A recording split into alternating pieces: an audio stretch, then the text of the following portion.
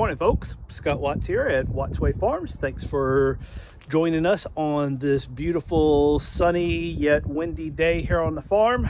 I think that Snowmageddon 2021 is behind us. We're back to the normal, I guess, late February temperatures here in South Central Alabama. It's chilly at night, approaching freezing, maybe dropping a little bit below, but during the day warming up nicely. I mean, this is a nice cool, not too cold, not too hot. I mean, just beautiful late February day. So today we're going to move the cows back to the back 40. This is a quick little video. Just wanted to kind of show y'all what we go through to move our cows.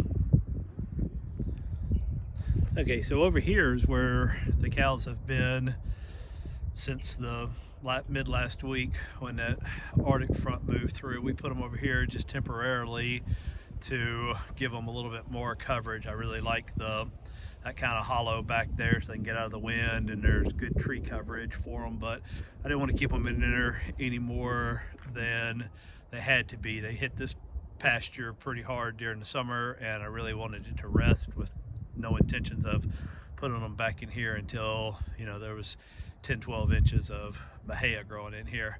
But what we did in anticipation of today's move was my wife just ran basically a lane down the center of the driveway. Now, we already had high tensile lining the driveway for most of it. She just went to the back of it and just ran a piece of poly over. And the reason, there's a lot of, I think it's just called bluegrass annual that's been growing along that driveway, and a lot of clover. Figure let them cut the grass and along the driveway and enjoy some green grass while we got their new paddock set up. Now, what we've done is we've run, because we're going so far and there's so much green grass that could distract them between here and there, we're going back to the lane approach. I'm not using the Pied Piper approach today. So we've got a lane run all the way to the back. Let's see if I can zoom in some so you can see it. You can't really, you can see where Mrs. Watts Way Farms is, but they're going all the way to the back 40. I think we've got about another month's worth of paddock back there, maybe a month and a half before we're needed. The spot that they're going to is about a 2.5 acre paddock that we're going to put them into. We may divide that off and move them around it. We may just give them the whole thing. We'll see how it goes. I'm telling you, I don't think I'm biased or anything, but I think I've got a good looking herd of cow. This is Eric, my sire, my herd bull, if you will. Most of the herd came to us pregnant, so he's not seen a lot of fatherly opportunities since we got him, but the plan is we're going to keep him for a couple years, let him father the next round of all these cows, and then the three heifers that I've got over in the calf herd, and then we'll probably replace him and maybe upgrade. I mean, he's a good looking bull, but then I'll be willing to invest a bit more on a very superior one. This is the sister to the one that's in the other pasture.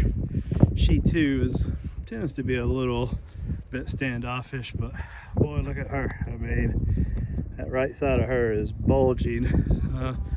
She's pregnant as well. It is going to be calf season here on the farm very soon. I mean, look at her. She's just fat on both sides. That's a girl ready to have a calf right there. So hopefully these cold snaps will be over before the calves come, and I think for the most part we may get 1 or 2 more cold events, but I don't think anything like we had. Now they're looking at me, or she is, 925 here. She's one that's usually front in line waiting on the cubes. All right, come on this way. Go on. This one here, 802 Ava cow, has become one of my favorites. only because when we first got her, she was super standoffish. Again, not aggressive. None of my cows are aggressive. You know, I was new to this and found a really great guy by the name of David Jones at Bar None Ranch in Texas. I'll put a link in the description to him, to his website. He just has some great, just been kind of a great mentor to me. He, you know, I talked to him extensively when I was getting my first purchase, and most of these cows came from him, including this one. And she's a heifer. She's another one that's due. As you can see, there's some, she's starting to swell a bit on her backside, and even starting to bag up a little bit. So we're hoping, and probably, I say in March is going to be calving time here on the farm. But anyway, David did just a great job helping me get my herd established, answering all my questions. And so none of his cows that cattle that I got from him were aggressive, but you know, they weren't petted every day. I mean, they were treated like a good cow herd. So, but her, you know, again, she been standoffish when we first got her, but now she will come up and eat out of our hand when it's, you know, when we bring the range cubes out. Now, I don't pet them and all that. I'm not looking for to be pets. If I need something to pet, I've got my boxer dog, say hi Annabelle, that's never too far away, ready for a good scratch behind the ear. So, all right, let's get back to moving. Come on, let's go, cows. Come on, cows. Go on, Ava cow. Let's walk. Go. I know you aren't used to me pushing you. You're used to me pulling you. So this is a little bit of a different tactic for moving them. But again, I find I let them move at their pace, and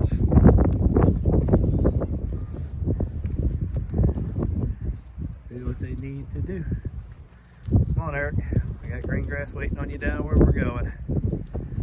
It looks like you can't see up there, but Mrs. Watsaway Farms, also known as Angie, has got some range cubes. So the ones in the front are picking up the pace to get to her. There's that famous rattle that gets them all headed in the right direction. Like I said, and even this one over here, her ears are perked up now. I suspect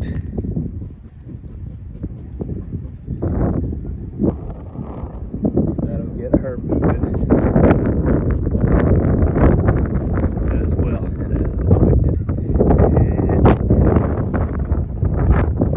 so this one,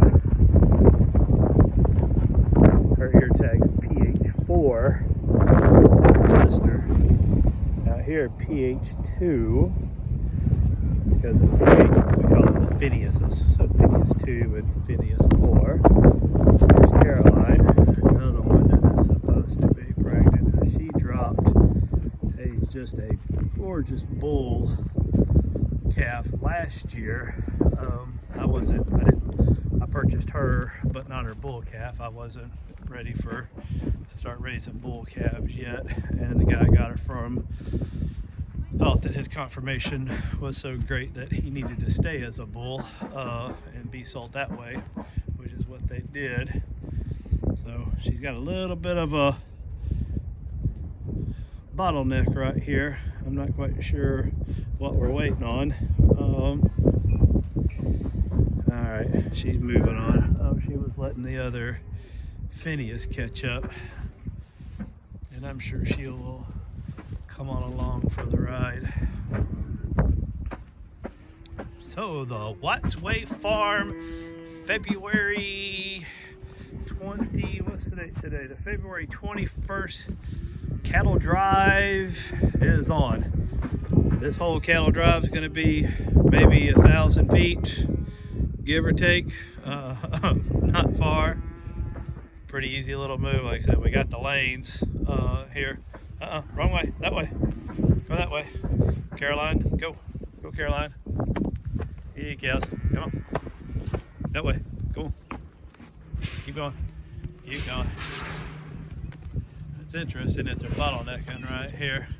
It may be that blue, we got that blue pipe running across the ground. They may not want to step over that. They may not know the difference between the blue water line and poly, but that's expected. Once one of them starts going, they figure, okay, it's good. And a few of them excited, doing a little dancing and kicking now that they know. Yeah, I think that's what it was, this little blue poly here on the ground. Once it warms up a bit, we're going to bury that. I've got actually a well that's hopefully going on in the next week or two, going in the ground, and just kind of waiting on that. I'm going to put some big waters with some high, kind of some high use pads underneath them. All right, so they're getting a bit ahead of me, so let me see if I can pick up the pace a bit. Yeah, the lane's definitely less, I guess easier, not less easier, but easier. Simply because, I mean, this wire's not even on. We have a standing joke here is when we turn the poly off, we don't tell the cows, and as long as they don't know it's off, they tend to do pretty good. You can see getting close to the calf herd, and they're the ones making all the noise. They love the range cubes. Love being close to the range cubes, but again, we don't feed on range cubes any more than we have to, just to kind of get them to go where we want. In this case, you know, we use it to move them, but really won't give it any. This one, I guess she decided, yep, she somehow jumped the poly and came to a screeching halt. We may just have to open the lane up for her, which will be easy enough. Hold on, I'll just lift it up right here. I can lift it up right here. You're gonna have a hard time getting her to walk under. No, she won't. But she'll come through here. Push her this way, put that down. And just push her this way. Hello, calves. You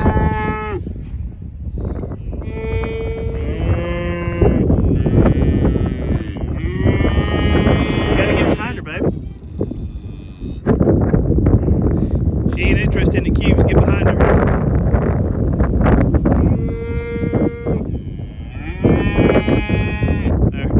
There you go. Now she'll go.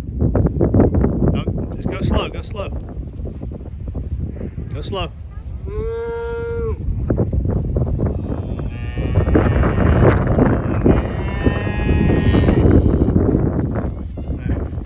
And she's with the herd. Christine says, hey, there's cubes being shooken. I want some of that action. Okay, so here's my mineral feeder, and as you can see, it's just a generic, plastic. It's got 3 bins in it. I guess I could do somewhat of a cafeteria style, but I don't. I just use a 4-season all-purpose mineral and fill it up as needed. But what I want to show y'all is I mounted this on this skid, if you will. So it's 2 4x4s with just 1-bys going across it. Then I put these big eye bolts in here, and pretty much, and I did my pig feeders the same way, and it's kind of my plan. Pretty much anything on the farm has got to be mobile, since we do kind of mob grazing and move them a lot. So then I've just got this chain with this carabiner on it, and I got this here, and then this here. And so now with both sides connected up to the chain, I really could, and I have done it before, just move it. I get in the middle of it and push it. But when I'm going long distance like I am today, the reason why I use chain and not a rope is I just hook it over the little hitch on my Kubota, and now it's ready to go. And then what I'll do is I'll empty the water tank on top, the empty water tank. I'll turn it over on top of it. It sits right there, and we'll go anywhere on the farm I need it. And there's the setup, ready to go wherever I need it on the farm. You know, of course, the pallet forks on my tractor work just as well on this, and then no chain needed.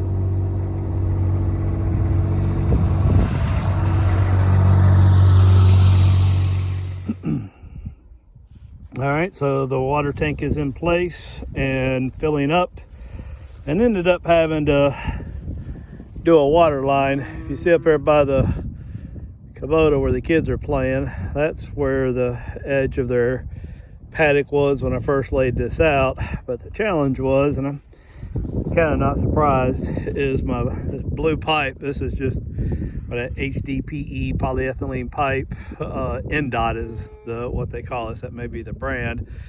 Didn't go far enough. That's a 500-foot roll. Now I've got 1,000 foot of this exact pipe buried from the street to the middle of my property, which is right on the other side of that barn and shed is where it ends.